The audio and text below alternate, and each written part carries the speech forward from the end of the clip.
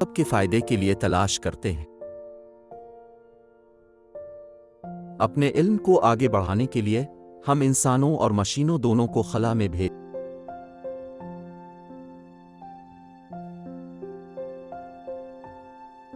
Artemis चांद पर हमारी वापसी है। हम साइंस और टेक्नोलॉजी में तजुर्बात करेंगे। रोबोट चांद पर इंसानी तलाश के लिए मुमकिना मकामात तलाश करेंगे, मेरा और स्काउट करेंगे।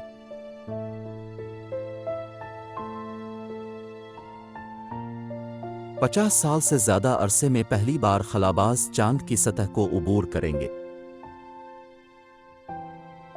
हम आर्टेमिस 20 कैंप बनाएंगे जहां खलाबाज रहते और काम करते हैं, साथ ही साथ एक चक्कर लगाने वाली चौकी भी बनाएंगे।